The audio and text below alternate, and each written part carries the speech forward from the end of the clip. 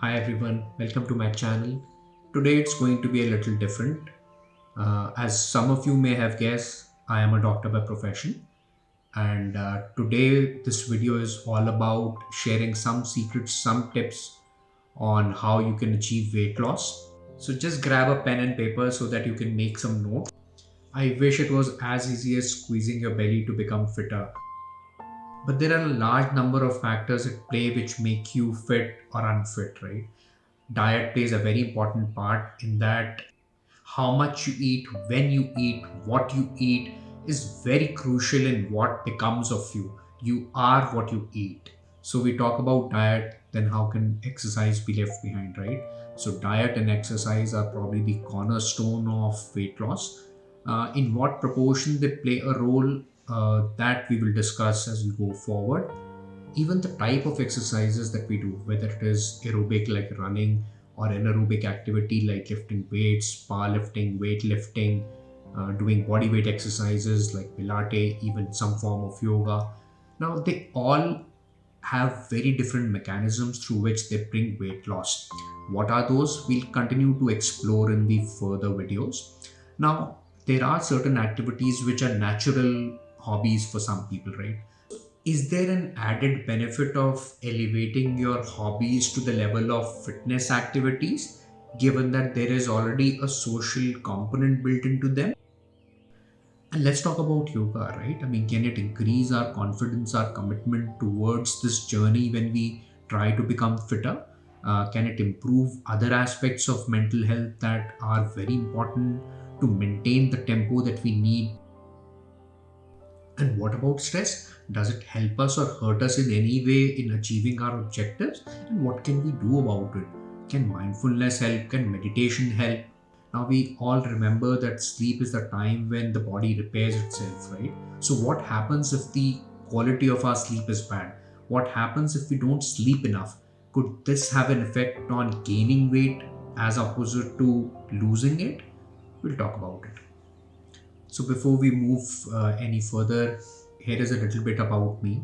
You can probably pause the video at this point to just have a better look and understand who am I and how I can help you in achieving the objective that you've very well set for yourself. Quick request, please subscribe to the channel. And so by now, I'm sure you would have realized that there are many factors at play here, and they can either derail your journey or make that journey a very successful one, at the end of which you will emerge stronger, fitter, and happier as well. So before we move forward, I think it is a good time to kind of reflect on what got us here, right? What were the steps that we took wrong that landed us in the current situation? And it can be best summarized as live to eat rather than eat to live. So, portion control is crucial for weight loss. You need to limit the amount of food that you're taking in one sitting. So, for every meal that you take, you've got to limit how much you're going to eat. And then there is the sweet tooth that all Indians have, right? And then we have hundreds of festivals, each with its own unique culture and associated food with it. And then the other thing that we have is fried food, right? कितने ही समोसे खिला लो, कचौड़ी खिला लो, आलू की टिक्की खिला लो. Everything that we seem to have is fried, fried, and fried.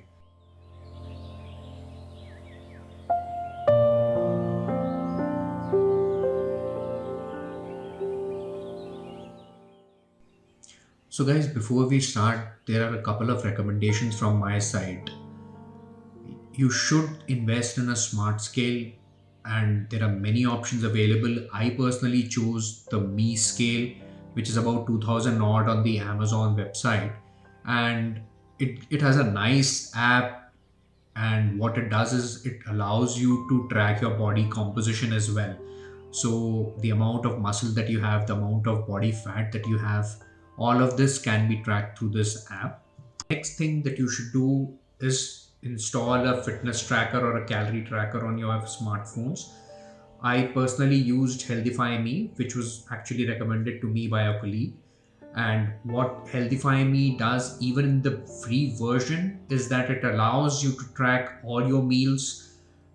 It gives you the calorie count of those meals, the macronutrient breakup. It allows you very comprehensively to track your calorie intake for the day, and to adjust your meals as per your needs. Just buy a kitchen scale as well. This will help you in tracking the amount of food that you're eating very specifically, and very cheap ones are available online for about 200-300 rupees. Lastly, get a baseline check on your current weight, height, waist circumference, so that you can scientifically check your progress over time, and you can see which things are working good for you, which things aren't, and you can adjust your regimen accordingly.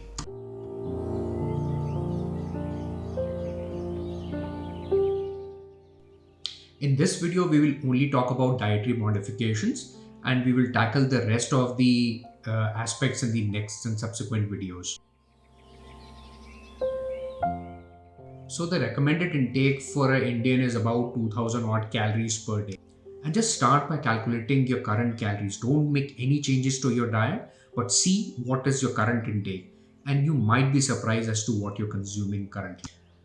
If we just decrease 500 calories per day for a week, that results in a 0.5 kg weight loss per week.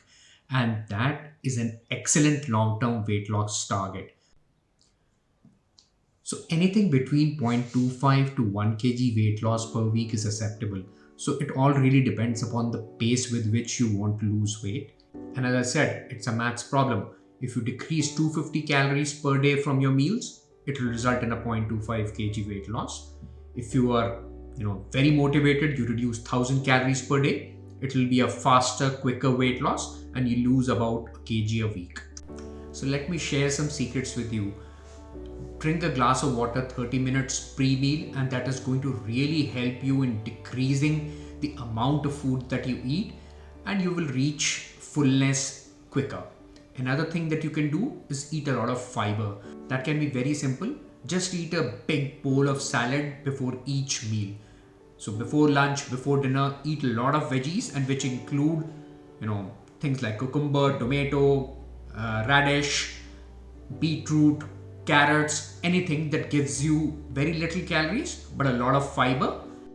और चाय छोड़नी पड़ेगी यार. Switch to black tea. Green tea is an excellent alternative. Now we drink tea at least 4 to 5 times a day. We don't even realize that each cup of tea is about 50 calories given the milk and the sugar that some of us add. And the added benefit of green tea is that it has chemicals which actually block the absorption of glucose from the intestine. In fact, studies have shown that if you start drinking green tea for the first time, you can actually lose up to 10 kgs of weight in a year.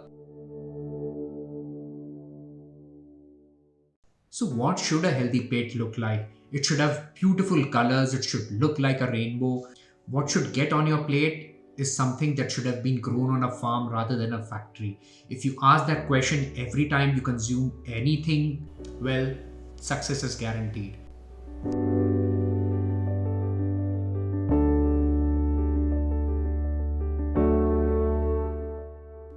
Okay, so now we know how the plate should look like. But what should it actually contain? What should we consume? How should our diet be broken down into? And for that, we need to track the macronutrients. The macronutrients are the fats, protein, carbohydrates, and also fiber. So let's take an example of a 1600 calorie diet plan.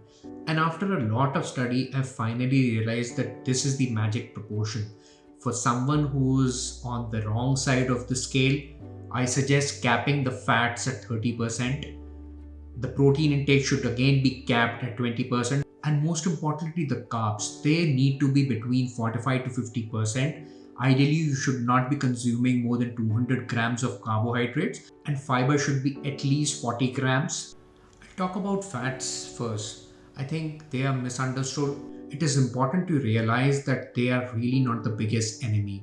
There is an important distinction between good fats and bad fats, and the sooner we realize that, understand their importance, we'll be in a better place. So consume milk on a daily basis. It's a complete whole food and a great source of calcium. Pure glassful doodh is not just a advertising limerick, it's a fact. And I would suggest that if calories are a constraint, you can drink low-fat milk or skim milk. But once your weight is stabilized, I would suggest you switch over to whole milk. Cow milk is an excellent alternative. So consume at least one dairy product with each of your meals, be it milk, curd, cheese. Cheese is a great source of both fat and protein, but be cautious. Most cheese products have a very high sodium content. So people with hypertension, they should take care. Eggs again are so misunderstood in this country. For most people, having 1 or 2 eggs per day is completely okay as long as you're maintaining your overall calorie intake. Eggs are also a great source of fat soluble vitamins like vitamin A and D. You should also consume a variety of nuts: almonds, cashews, walnuts, pista, hazelnuts, pecan nuts, anything that is available and you can afford. I think that makes for a great snack any time of the day. And you should actually be eating at least 25 grams of nuts every day. You can also include seeds like pumpkin seeds, sunflower seeds, watermelon seeds, and any other seeds that you can find. Chia seed, flax seeds, great. They've got a good combination of omega 3 and omega 6 fatty acids. Just roast them slightly in olive oil, add some masala, and it makes for a tasty snack. Fish, include that in your diet if you can. If you're a strict vegetarian, I can understand. But eating fish, prawns at least once a week, prawns can be a nice alternative to those who do not like fish. They are less likely to have mercury as well, although their oil content is lower. In the end, some pointers. So we talked about good and bad fats. Good fats raise your HDL cholesterol level, which is the good cholesterol level, and you get that from nuts, seeds, fish, oil, milk, right? All of those contribute towards good fat, while the bad fat would be the trans fats and anything that raises your triglyceride to a very high level. So anything that is fried usually is not good for you. I've already talked about dairy earlier, so I will not touch upon it, but I will talk about eggs. So for most people, eating 1 to 2 eggs a day is fine. For diabetics, they should consume only 4 whole eggs in a week, and they can eat unlimited amount of egg white. So you can make egg white omelets, boiled egg white. Let's talk about protein next. I think after fats, that's the most important macronutrient that can really help you in your weight loss. Fat and protein in your diet gives you the sense of fullness, the sense of satiety, and is thus important in curtailing your calorie content as well. Protein are an essential macronutrient, just like fats. Ought to aim and get your protein from a variety of sources just so that you cover all the amino acids that the body really needs. Some the body can make by itself, called the non-essential amino acids, and some it cannot, which it needs to take in already pre-built form. Those are called essential amino acids. Dal roti khao, prabhu ke gur gao. You must have heard of it, right? And that is so true in the Indian context. Dal are an excellent source of protein and fiber. Another great source are beans. Beans, legumes like rajma, chole, chana, they have many essential nutrients and they provide great fiber, which is again very important for regulating our gut and the kind of bacteria that thrives there. And the nitrogen content of these beans really helps to relax the blood vessels because of their vasodilatory effect, and this also decreases your blood pressure.